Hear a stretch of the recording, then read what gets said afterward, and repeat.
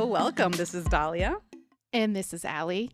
and welcome to Navigate the Now. The Now. Welcome. And if you've been enjoying our content, we remind you to like, follow, share, and subscribe. And we've been mentioning, reach out to us. And a friend reached out to me, Snobbert, and said, I'm trying to reach out to you guys and you have not given any of your contact information. I want to email you. And so we do have an email that Yes, we we've do. been forgetting to mention that it is linked in our episode notes, but we have not verbally stated it. And that is, our email is navigatethenow@gmail.com. Shout out to Dahlia for getting just our full handle, no Yeah. numbers, no nothing on Gmail. It's a Nobody's taking Christmas it yet on miracle. Gmail, so we Yeah, were I able to do it. could not believe it. Just navigate the now at Gmail. And yeah, we would love to hear any questions or comments. And we are also on Instagram, also at Navigate the Now. So Yes. Yeah, absolutely. Keep in touch with us. Let us know your thoughts. Let us know what topics that are interested or on your yes, mind, right? yeah. Let's get the conversation going. So, as we start with every episode, going over our community agreements. Mm-hmm. Community Agreement 1. Speaking in draft does not have to be a polished thought. 2, assume everyone is doing their best. 3, not here to be right, but to get it right. 4, be present, active listening. 5, be mindful of speaking space and how much time you're taking up. 6, this is a space to learn and grow. And 7, have fun. Yes, the most important. So, what are we talking about today, Allie? So, what are we talking about? This week is a topic that something I've wanted to talk about, which is social media use and news consumption via politics in general, and you as well. And then we were going to discuss a little bit about what's going on with us. So, Dahlia, what is going on with you this week in your own life? In my own life, well, this past week, I went on a friend date, a new friend, Ooh, that I met a in the freight? neighborhood. A freight? Is that is that what you said? A freight, yeah. A freight. I like it. And it was really awesome. Actually, I met her through another friend. She's also very much into politics, local politics, trying to figure out what to do. I invited her to a house meeting. She was hosting it, but who led the conversation?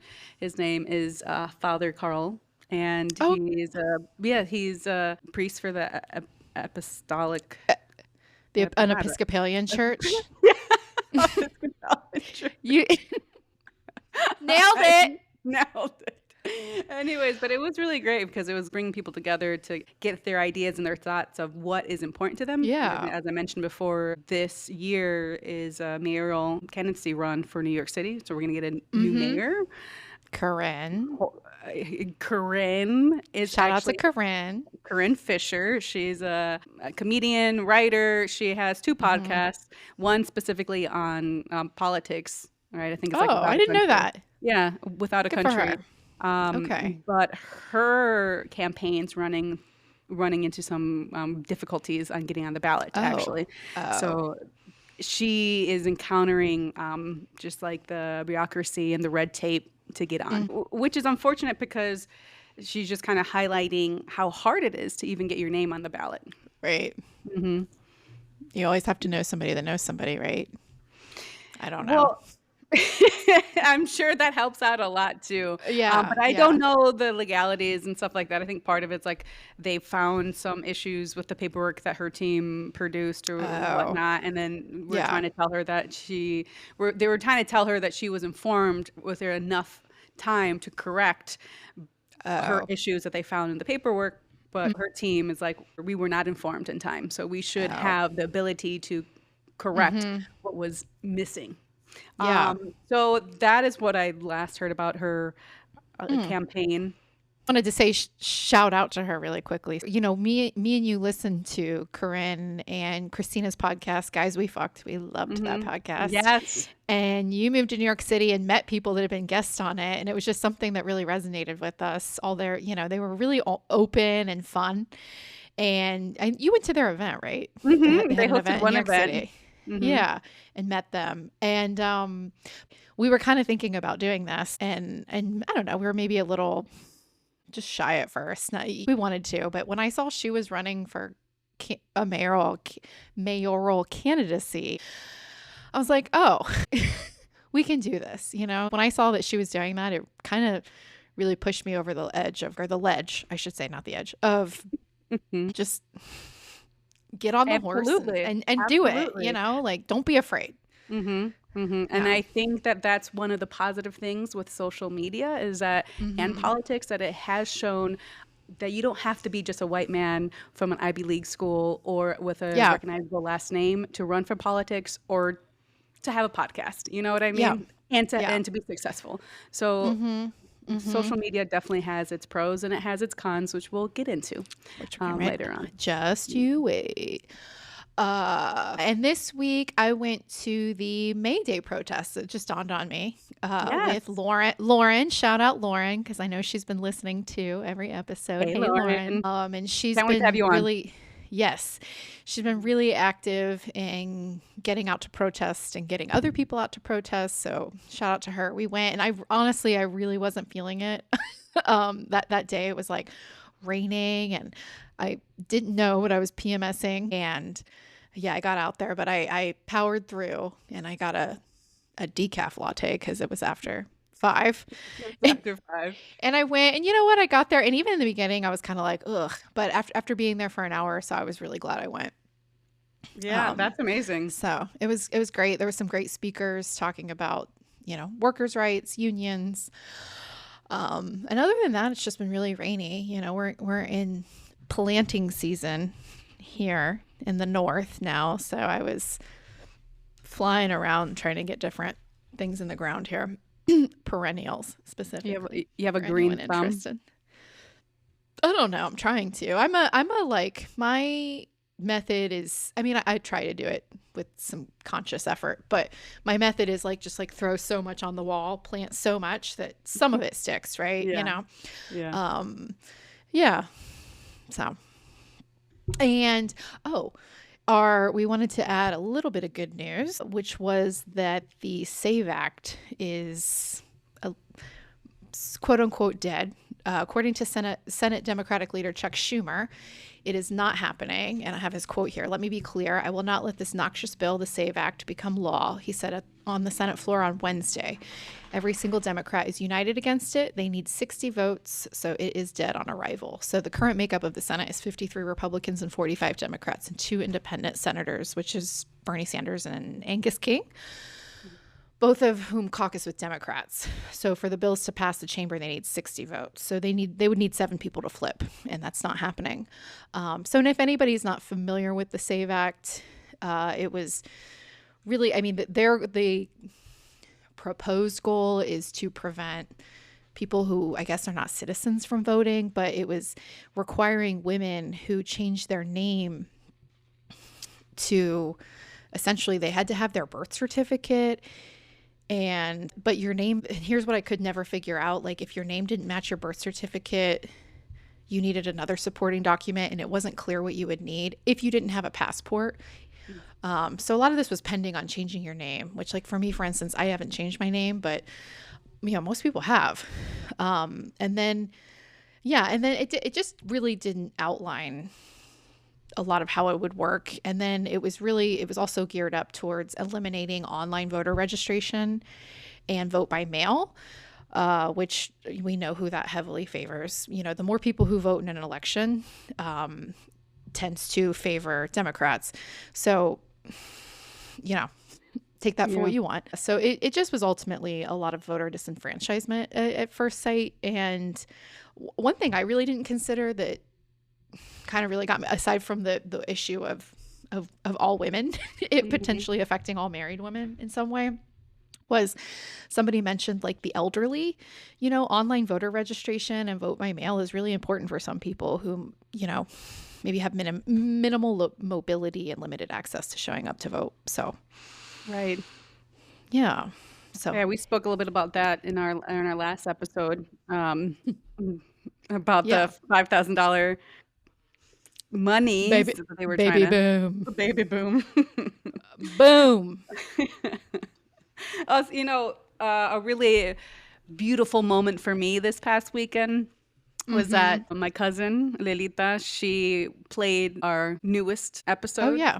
on her way to take my godson, and my godson's girlfriend was in the car, and she said it was the perfect amount of time. I think it was like 45 minutes between door to door, and she listened to our podcast the whole time. And for me, it was like, how amazing is that she's listening to it with her son, with the girlfriend, and Yeah.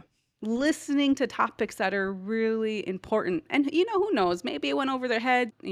Yeah. It wasn't interesting to them or whatever, but the fact that they were forced to listen to it, Yeah. something had to stick, Mm-hmm. So You shout often, out, I can, shout out to her. yeah. Shout out to Lily. I can say as in education, often you don't know. It's again that like throwing so many things on the wall and something Hmm. sticks. Kids might not seem like they grasp things in the moment. Right. Um, Often it's a long game. Yep. So yeah, you often don't know the outcomes of You never know. the effects that you have on children until later as they continue to grow and Exactly. progress. Exactly. It doesn't always show up in the moment. So yeah, Well, I'm yeah, happy to be part of raising him. that's right. That's right. Yeah. Awesome. So I guess we can get into it a little bit, right? The topic Mm-hmm. of social media. I will say Yeah. that what's been fun doing this podcast is having to do the research, kind of looking into it.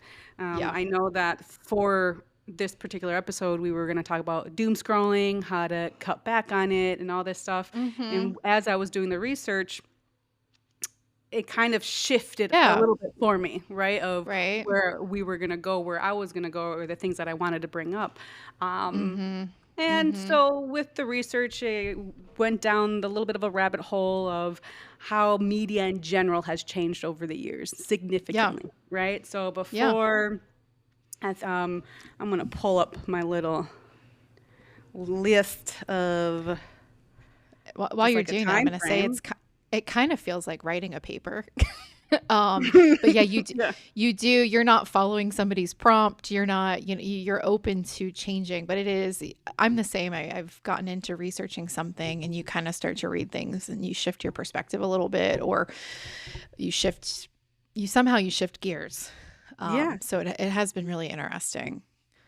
Which is the reason why we wanted to do this, right? Like the part Mm-hmm. of the reason why we wanted to have a place where we can just kind of talk about topics that are important to us is a challenge as well to see, Mm-hmm. okay, we have an Mm-hmm. idea of what's right, but kind Yeah. of digging deep into it a little Right. bit But we have more. to, yeah, Is it we really have to right? keep going. You Yeah. know? We Yeah. say how many times we say, I'm just spitballing this. Just spitballing. like, This is like just we what I don't feel here. know. This is just what I Yeah. feel. Yeah. Yeah, so it started off with the newspaper, right? 18th and 19th century, the newspaper, early 20th century, the radio, mid to late teen, mid to late teen, mid to late It's late 20th century, 20th century. television, and then like the 2010s into present social media. And that has So really changed. I was just going to say, so you're, just because we haven't let the listeners know yet, so you're introducing now the main methods or mediums in which people consume media. Is Right, that right. correct? Yeah, exactly. So just Yeah. how we've received our news from the beginning of time. Well, okay, maybe not the beginning of time, but just going back to the 18th and 19th century. Did you get a rock on there? Scroll. Yeah, I know, right? No, we're just going back to when newspapers were the main source. That's as far back as I'm going. Kind of like post-industrialization or industrialization time. Yeah. Yeah. So, I mean, essentially, it was very limited kind of points of views that were put out. Also, journalism had they needed to present the truth. Right. A little bit what I kept reading as I was doing my research, it was like the newspapers and journalists, they were gatekeepers of the news. So they needed to make sure that what they were saying, maybe it was definitely more of on the objective, and people more or less were receiving the same news. Yes. And then from there, determining how they felt about it. Right. Yeah. With the TV, then expand a little bit more with a different diverse group of people who are sharing the news. And then obviously now with social media, everybody can be a newscaster, right? It's just like exponentially opening, cycling through. It's great because it's highlighting a lot of voices that probably the old kind of media wasn't. Yeah, it's more democratic. It's more democratic. And but as with everything, with everything comes pros and cons. Ben always brings this up, Ben, my partner. He always says in democracy, the argument against democracy is that even the bad opinions count. So yeah. And so the thing is now we're feeling like we're super divided, right? Even the way part of what I was also reading into was how different news medias speak about a story. So it's either an individual person's problem, or it's like a societal government issue. An example, right? Let's say we're talking about homelessness in LA. They cover a story about this woman who's like addicted to drugs, right? Just hypothetically speaking. And so that story highlights that particular woman's struggle and how it's on her and the reason why she is homeless, right? Whereas that same news story could be shown in a different light, where it's like this lady who didn't have the certain supports from her either local community, from government, and now there's this greater idea. The highlight then turns into, well, this homeless issue is more of a government and society issue than it is of an individual issue, right? So how we're even listening. So that's maybe even like tip number one is when you're listening to a news story, listen really closely on who is like the issue, right? Is it a single individual person's issue, or is it really coming from a broader perspective? Is it a symptom of a greater concern going on? Which, yes, it would eventually arise. I think that there would be a discussion of an overall pattern in that specific area, maybe, or in that region. Right. Yeah. So kind of go over the highlights, the good, right? Increased political awareness and access to information. So social media enables real-time updates, direct communication from politicians, journalists, activists.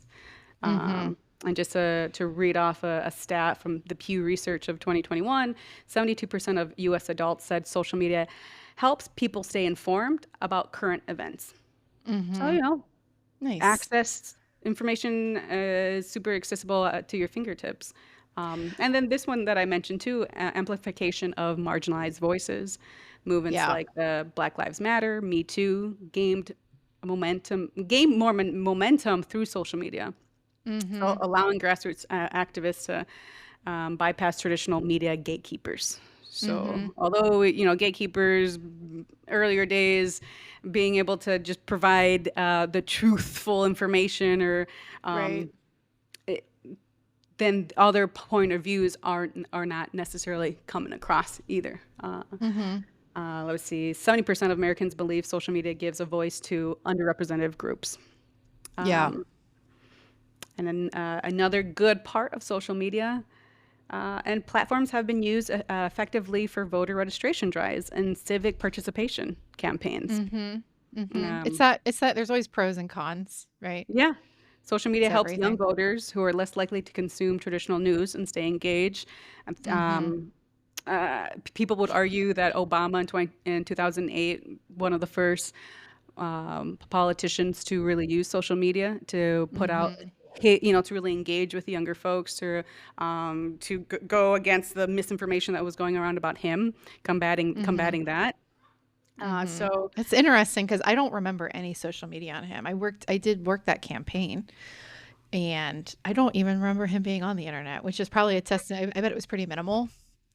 yeah, I So, mean, I think when people probably think of media and politics, they're probably thinking when Trump came in the mhm. came into the realm because I was gonna that's say such I a don't even huge. remember it in the second election cycle for Obama, but I mean, it was definitely there, definitely. yeah. Um, Yeah. I believe it. It would have had to be mhm, on Facebook though.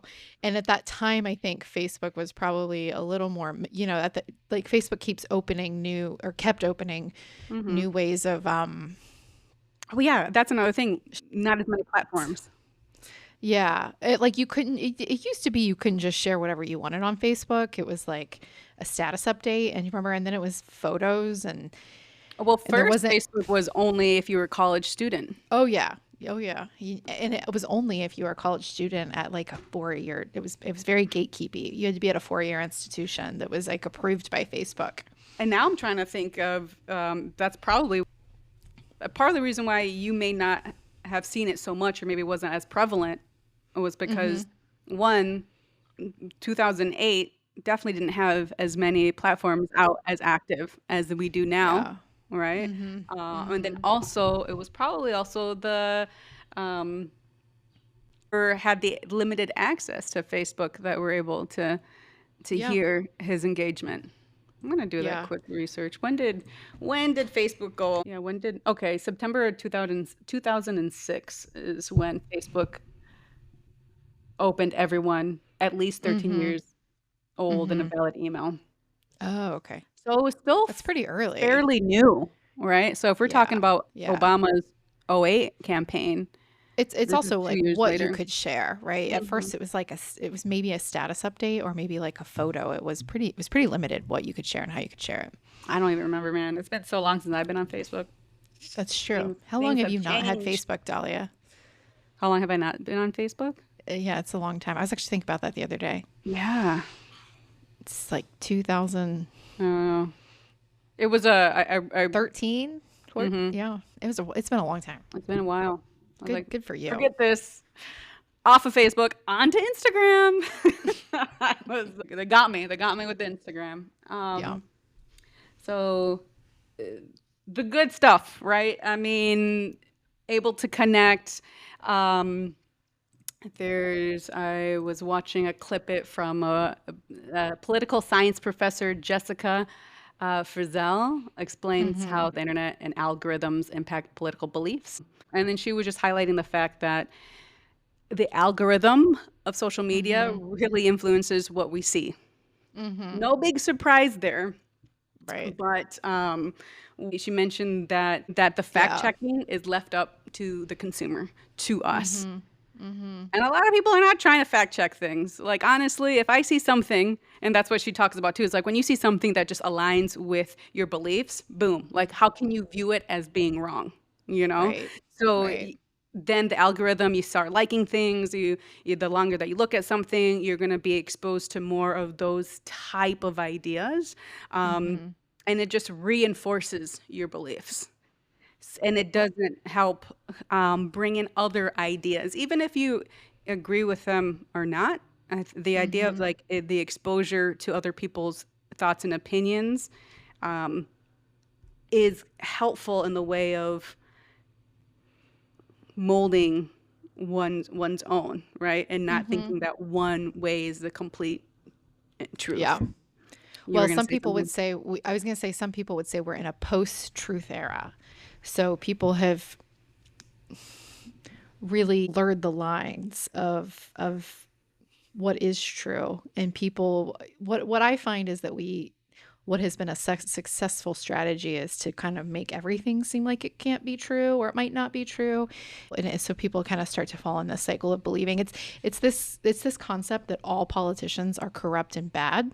Yeah, absolutely. Which is common, which I've really been enjoying listening to different people dissect this idea that all politicians are corrupt, and how that I just was watching something yesterday, and it was a woman, and I can't remember her name, but it was essentially the sense that when you say all politicians are corrupt and all politicians are bad, she used the word grims you to believe that when someone comes in and says they're all bad, but I'm not that bad, you know, it kind of grooms you to expect less of our politicians, and that is not the case. Not all politicians are corrupt, and there are people trying to do great things, and how it really primes you to have a distrust. And a lot of people will say that all politicians are corrupt. Yeah. And I think that is part of this post-truth era that we're in with the news too, of, well, I mean, every time something, I love reading the comments on ABC or CBS, because and what I always think is, those of us that can go back to before 2016, do you remember all these talking points? Do you remember that everything wasn't fake news, you know, or like PBS, like how there's all these attacks on PBS and NPR right now. And I think of, for those of us that were conscious enough to remember those times, or old enough, I should say. Yeah, the term fake news wasn't floating around like yes. Why do you think that is? You know, and so we've really done a successful job of blurring the lines of faith in the news. Social media has done a successful job of blurring the faith, blurring those lines. I would argue our politicians have helped it, though. Oh, this is what I was going to say, is that I love reading like NBC, ABC, CBS, you know, those have always been primetime news. I love reading the comments on their pages. Anytime something is posted that is probably controversial for some, it's like all people write is fake news. There's no dissection of it. There's no consideration of it. It's you're just hitting on so many things. Yes. Yeah, exactly. Wall. And exactly. It's they're not even processing it. It's just, it's like they've got a little shield, and they're like little balls bouncing at them, and they're like, no. And I want to go off on that. You know, going back to the Professor Jessica Fazell, she talks about, so aligning with your pre-existing views, it really makes things, if anybody who is against what you're saying, even just a little bit, it almost makes it as if that's the truth. And your whole thing about, well, somebody posting something on some sort of news outlet that maybe not aligned exactly in a way that you view it, and all of a sudden it's fake news, and then you see all these people coming at them. It creates almost like a cancel culture too, without even getting the full facts. Right. So it almost keeps people from speaking how they feel, because you have these far left and the far right ideas that are really overpowering, you know, the social media posts. There's a stat that I have here. It's somewhere between 6 or 7% of all political posts are made from either far right or far left. So it makes what we like a divide.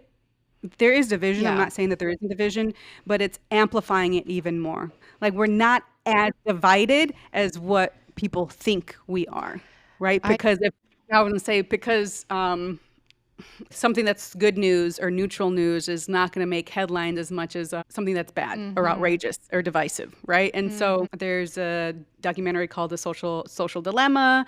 Tristan Harris, he was on 60 Minutes. Feature of 60 Minutes.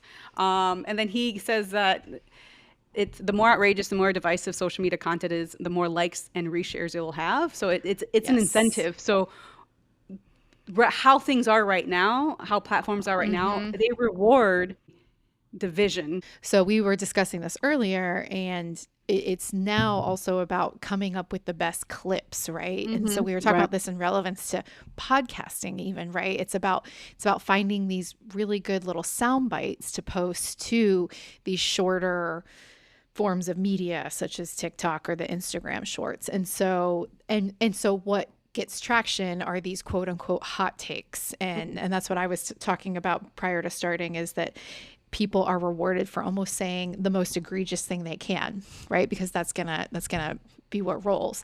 But I just wanted to add really quick here too. I came across a book called Democracies Divided: The Global Challenge of Political Polarization. And it is by Thomas Carruthers and Andrew O'Donoghue. And something that really resonated, it was turning to the sources that people pay most attention to when it comes to the news on various platforms. We find an increasing focus on partisan commentators, influencers, and young news creators, especially on YouTube and TikTok. But in social networks such as Facebook and X, traditional news brands and journalists still tend to play a prominent role. And so they discuss that in political division, that there is a powerful alignment of ideology, race, and religion, which renders America's divisions unusually encompassing and profound. It is hard to find another example of polarization in the world that fuses all three major types of identity divisions in a similar way. Traditional and social media channels have exacerbated political polarization by spreading disinformation to their viewers, which is posing a threat to American democracy. So this is according to their work, but I just found that to be kind of a powerful statement on what these platforms are doing. Absolutely. And going back to Tristan Harris, he is one of the co-founders of Center for Human Technology. And so he has a few TED Talks out. We'll link it down below. And it essentially is how to use AI. Like, AI is here, right? How to use it in a humane way. I hate AI, full disclosure. You what? You hate AI? So I hate AI, full disclosure. Yeah, we're going to get into that. That's going to be a whole other episode. But I have to talk more about that. Yeah. But it is definitely here to stay. And so just to continue on the conversation of the bad or the dark side of social media, the polarization and echo chambers. So algorithms tend to show users content that aligns with their beliefs. I keep saying that. So it reinforces biases and reduces exposure to opposing views. And then also the false and the misinformation and what are you going to say? No, I was just going to say that's why people are only consuming that. So then when they're hit with the CBS or NBC News, which just seems like this very, very neutral article, but it doesn't align with something, they yell fake news because they've only been consuming Newsmax or something really extreme that's really trying to. It's like when I was looking up about the SAVE Act, I was trying to confirm what was happening. And when I looked up Fox News, their only article on it was somebody within the White House was their scathing review of Chuck Schumer for saying that the SAVE Act was dead. It wasn't about the fact that the SAVE Act was dead. It was about like this, so. Yeah, the twist on how a particular type of news is being then sent out to their consumers, right? Okay, so the decline in trust in institutions, what you mentioned already, right? So there's a lot of people who are just not involved and they don't want to listen to politics. They don't want to, listen to news because they're tired of hearing just kind of these two extreme sides. And so they just tune out. So there's a lot of people that are not engaged in civic duties. Yeah. And then I'd say there's also the people that I've found, because now Fox News isn't right enough, right? Now it's ONN and Newsmax, which is, if you haven't tuned into that, it's wow.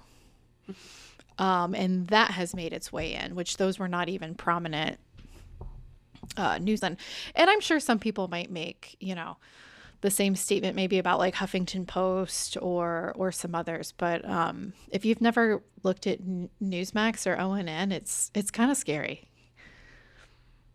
I think that's a good segue into what you're going to cover, is kind of like what to look into. And so now thinking about what we're consuming and how we're consuming. So my thought for today is kind of how can we be better consumers, and also how can we zoom out our lens to not be so hyper focused on American politics here in the United States. I was talking about hyper individualism, and so that brings it back to the point that I wanted to bring to the table today, which is kind of zooming your lens out and what we can do to essentially, I don't want to use the word safeguard, but what we can do to help with the doom scrolling, with the overwhelm, is to kind of really zoom out your lens and consider news sources in general. And I know we talk about this a lot, but it's like, what does that mean? And so something I really like to think about is how here in the United States, we tend to really focus on national level news. So domestic issues. We do not discuss very often international news. And so something that I really try to invoke in my own media usage is zooming my lens out outside of the United States, right? So here in the United I like States, that. this has been a huge talking point, especially from journalists and others outside of the United States, is that Mhm. we in the United States, we kind of really live in a bubble in our news cycle. Yeah, we have all these major news networks, the 24/7 cable cycle, which I'm not a fan of as well. Mhm. But that it all really tends to heavily focus on the United States. And if it's international news, it's going to focus on how it pertains to the United States often. And so we do not have a great scope of what's going on out in the world as it does not pertain to the United States. And something you and I were discussing, I always take notice when I'm traveling, is that a lot of people from other countries, they know presidents' names of other countries. They know the political situation of a lot of other countries. And here in the United States, I find often we don't know many of the presidents' names in other countries, Yeah. unless it's like maybe the Prime True. Minister of England, Maybe Canada's, maybe yeah, Mexico's. Yeah. Xi Jinping or whatever his name, the homeboy in China, or the Korean dictator, but Kim Jong-un, but we don't have just a general consensus on leaders out in the world overall. And but I find that other people do. I find that other cultures have a genuine interest in the political happenings of other places, and so that is something that and it's kind of in my profession, right? I teach a foreign language. And the best way to teach a foreign language is in context. And so you kind of need to inspire people to have an innate motivation of that culture and of that society. And so what brings that to people is real life, what's going on as well. And so I always try to pay attention and think of what's going on outside of the United States, because it can be comforting at times, because other places have dealt with this or have been dealing with this. and Right. I think it's comforting, but it's also concerning on the same, or on the other side of the coin, because you realize, here in the United States, we've had it, I want to say, so good for so long. Mhm. And we tend to, we also don't tend to travel internationally a lot. And so I feel like people sometimes, it is this vacuum mentality of not realizing how easily it is to slide into a bad point, or Mhm. what that It looks can't like. happen here. That's a lot of Yeah. people's thoughts. Yeah. Yeah. And because you've never seen what that looks like. And there's one little anecdotal story I wanted to bring that I feel like kind of drives home the point that I'm trying to make. I was leading a trip to Peru one year, and it was the year that Trump was elected. And, that was, we were really in like an, oh shit, what the hell did we just do moment, right? It was Mhm. March of the year he was inaugurated into office. And somebody I was traveling with while we were in Peru, they said, oh, because I speak Spanish, and the guide spoke Spanish, and they said, can you ask the guide what he thinks of our political situation here in the United States? Because it just felt like a bomb went off, right? Which is fair. I felt that way, absolutely. And I was going to ask him, but I had a moment to myself where I thought, I don't want to ask him this, because understanding Peru's own political history, they've been dealing with a ton of shit. You know what I mean? They had Mhm. Fujimori, who fled the country and resigned by fax. It was crazy. They've had a lot of political instability. And I felt like that question to me almost felt insensitive to that, of like, Right. oh, we've elected this first time, this kind of like really shit person that a lot of people are freaking out about. I know not everybody thinks that, but that's how it felt. Yeah. And so I really didn't want to ask him that question, because I thought it really diminishes Um, his own experience politically. So right. I did ask it in a more delicate manner of just like, oh, what are the common reactions to Trump? And I found that in traveling too, sometimes when you talk to people, like in Turkey, I was in Turkey in Istanbul like 2 days after the election.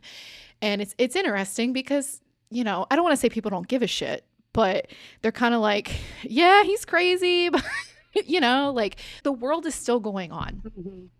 And so the news aside, but you can diversifying your media, diversifying your own social media, and focusing out of topics that are only relevant to the United States, I think sometimes can pull you out of that a little bit, of that doom scroll, the overwhelm, the oh shit. It's like, you know what? There's places that have been dealing with this for a long time, and people that have been persisting and resisting and dealing with it. And even in history in our own country, right? Right. That's why learning history is so important. Yeah. And so as we're talking, I'm kind of going down one road, but something that I wanted to read about was kind of, was that, the United States is like, we think we know a lot about international relations and policy and even geography, right? So I found this study from the Gallup by Council on Foreign Relations and National Geographic Society, and it found that respondents answered just over half of the knowledge questions correctly, but only 6% got at least 80% of the questions right. Although adult Americans show limited knowledge about geography and world affairs, 7 in 10 respondents consider international issues to be relevant to daily lives and express a desire to promote education in these areas. And I was reading somewhere too that it mentioned like adults feel like they didn't learn a lot on foreign policy in school. But something I would like to go back to as a teacher is that, again, there's not in educating students, especially from different cultures, I find that, students kind of don't pay attention when they're in high school. They don't take their studies seriously sometimes here. I don't know if you've experienced that, but, I'm not saying that it's only the fault of the students, but I think sometimes that students here are kind of like, yeah, I have to go to school and it is what it is. And they don't find a genuine interest or take serious sometimes their studies, which is sometimes that, it's that result of privilege, right? They don't view education as a tool of empowerment necessarily, because they already feel empowered, or they already feel like society will be okay one way or the other, which is not the case everywhere. But to be fair, I did take this quiz and it was only 10 questions. So, and I'll be honest, I think I got a 50. So it was 5 out of 10 or a 60, I forget. And a couple of the questions were a little confusing. So, take it for what it is. But I do think we like to say that we have an invested interest in these topics. But then when push comes to shove, I don't know if I think we have the knowledge to always back that up, So, yeah, I was going to say, your perspective as a child of parents from another country even, right? Yeah, no, I think I 1,000% agree. And I feel like we have limited understanding of our own country and our own government and how our own government works, that it's not even surprising that the idea of learning about other countries' politics is also not top of our mind. Right. Well, it goes back to that genuine, or do we take advantage of our education in this country? And I don't know if that's the case. Especially our free education, all the way through high school. I always think of that video of it's like saying like, I never learned about World War II, and it flashes to somebody like in a high school class and they're teaching about the Holocaust, and the guy's on his laptop watching a YouTube like sports video. That kind of actually think of that video. That reminds me of it was in college when I first learned about the Chicano movement. And I was like, why does it have to take for me to go into higher education, to get my bachelor's, to learn about such an important movement in this country? So I think there's two parts here. I think I do think there's some truth about kind of kids being really lax about their education. Not all, some. And there's another part of it is, what is actually being taught in the school. Well, I would love to just touch on that real quick, which is that, so when we think of curriculum and you think that's something else that's being attacked, like, oh, critical race theory, all these things, my personal opinion is that we are so puritanical at times in this country that our education for kids has been so watered down.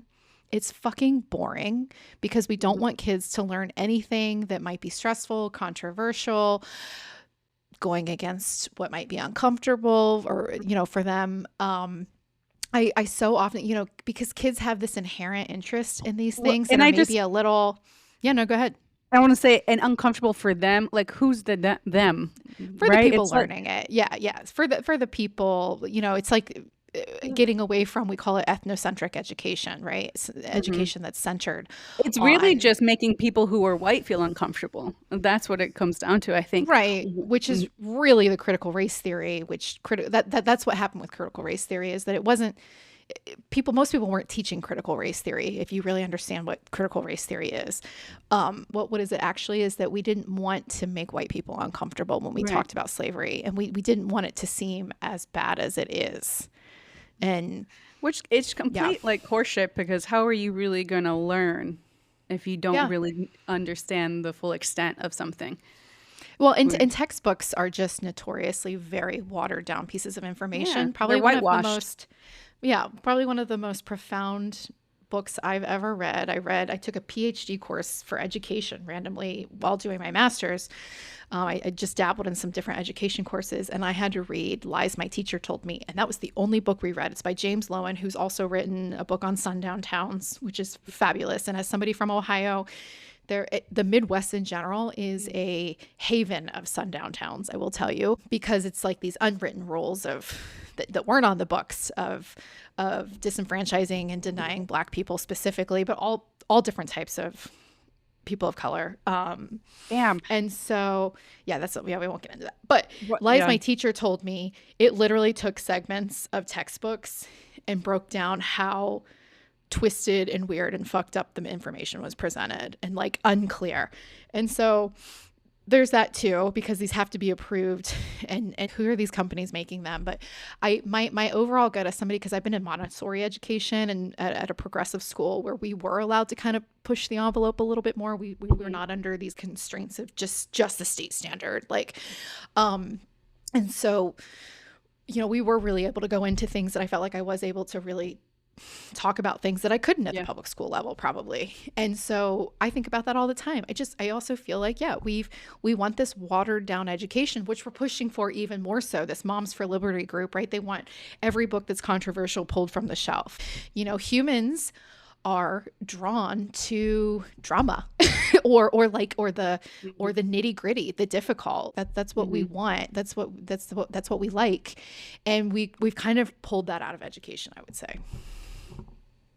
I feel like that's so on brand with what we're talking about with just, like, Yeah. just social media.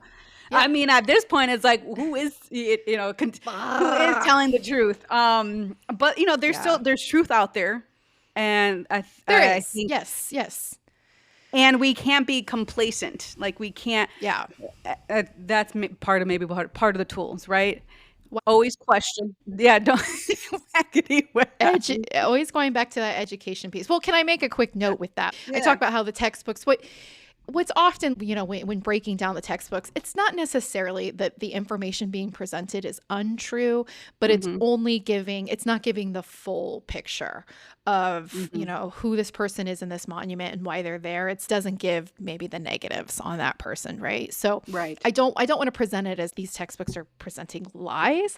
They're Right. just not, they're either being presented from one-sided. kind of like a rose-colored glasses, and there's a tactic that he did. There's a paragraph in this book that I love, that I think about all the time, and it's, what if the way that we talk about Native American, well, many things, but Native American belief systems and cosmology, so religion, and how, like, it's, imagine if we talked about your religion the way that we talked about Native American religion. Like the people, they come together and they think that they're eating, they eat this bread and they believe that it's the body of their god, and then they drink the blood like it's like it is the blood of their god, but they turn it into these really vague, very kind of anthropological descriptions, which make it sound no different than any other religion, kind of removes the credence, and how the language that we use when we talk about things that are the other from our culture really dials up the kind of, what's the word I'm looking for here? But it really kind of, it makes it sound almost woo-woo and not, it minimalizes it. Like It not trivializes it. Yeah, it's very Yep. minimizing and very just kind of removing the intelligent, very, very highly intricate, belief systems that had a lot of validity and where they came from, and the knowledge of the land that was imparted on this as well, the language of anime. I could go on and on. But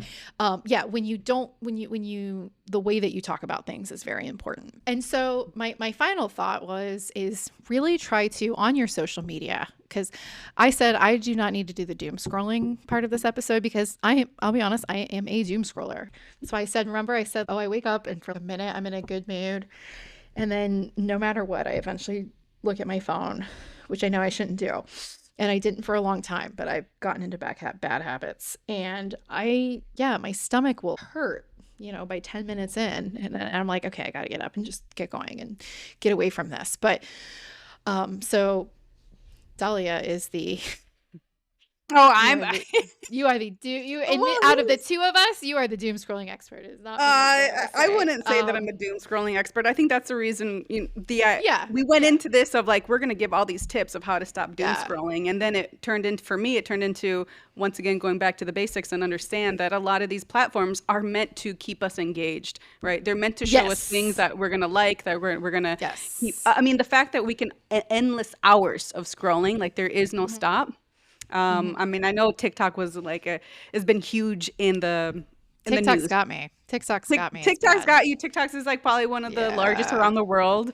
Remember when it was banned for like a night, and everybody was losing we their were in shit? DC. I was like gonna cry at the bar. Well, and I mentioned this just now talking. I said, all the big peeps out in Silicon Valley, they don't let their kids use devices because they know, and the social media apps, because they know how addictive it is, because they know what they are doing. Exactly. So going off of that, I mean, not to get into the weeds of the whole like TikTok and almost being banned and all this stuff, but TikTok owned by a Chinese company, and they have a Chinese app version of TikTok. I forget the name. Oh, yeah. But for those who are 14 and younger, they're limited to, I believe it's like 40 minutes a day. And they're also limited to viewing science projects, learning about different museums, learning about their history. I'm sure like that in itself, people will say what you may about it, what they give to the rest of the world. So what they give to themselves is like spinach. Somebody said there's like spinach, and then they give this other TikTok that's like opium for everybody else. And now you have, they were interviewing a group of kids, and in the United States, it was one of the top things that kids wanted to be when they grew up was like influencers, versus when they asked a group of Chinese kids what they wanted to be was astronauts. So how you spend your time is very valuable. Yes. Can I make a quick quip about Chinese internet usage really quick? Do it. I could for anyone who doesn't know, I helped lead a Chinese Mandarin language program for many years. And so I actually shared a classroom with guest Chinese teachers from China. So I had a lot of discussion on this, but I won't get too into it. It is important to remember that Chinese media is state controlled and very, very, very heavily censored. So it's like the pros and cons of everything, right? So the pros is that these kids they are getting their spinach, right? And the cons here is that we don't have this state controlled media that is literally, people were likening the president to looking like Winnie the Pooh, so they banned the character for Winnie the Pooh on WeChat. They only have one main method of Well, for a while, they only had one main method of their social media. Their WhatsApp, their everything was all rolled up into WeChat, basically. And I think it's opened up a bit now. But all these characters are banned there. And I've had some really interesting conversations with some teachers in China. They are essentially taught that all Western media is propaganda, is all I'm going to say. And that anything that is quote unquote Western, which that could include a Japanese media news source, it doesn't necessarily have to be European or American, is propaganda against China. So, that's another tough. That's a whole different topic as well, for sure. There's pros and cons to everything, right? You've got this really controlled media, which means you're right. The kids they're not just being given a slew of these sleazy ass topics to sit and look at for hours a day versus here. We have this open internet and usage for the most part, but what is the cost? So, I mean, if it's hard for us adults to not doom scroll, Yes. like let alone the kids itself. So I there think has to about be some sort of regulation to a degree. Mhm. Everything, it's hard. There's no right solution. There isn't right thing. And it all ultimately comes down to what one wants, right? Right. What feels right Right. for ourselves. So Mhm. maybe read something that might feel uncomfortable to you. Try to, if you see something, a news reporting, take an extra few minutes to Google and to see how accurate it is or how people are Mhm. explaining it in different ways. Going back to the whole, is it viewing it as one individual person, that person's an individual problem, or is it viewing it as like a macro situation where it's the society, community, government issue? You know? Right. Uh Yeah, I know even Ben, he'll put on conservative radio every once in a while because he's like, Elliot, you have to hear what they're Yeah, saying. And absolutely. even I my dad agree. does that. My dad will flip to Fox News regularly and he's like, we gotta hear what's going on, or what's being Hmm. said.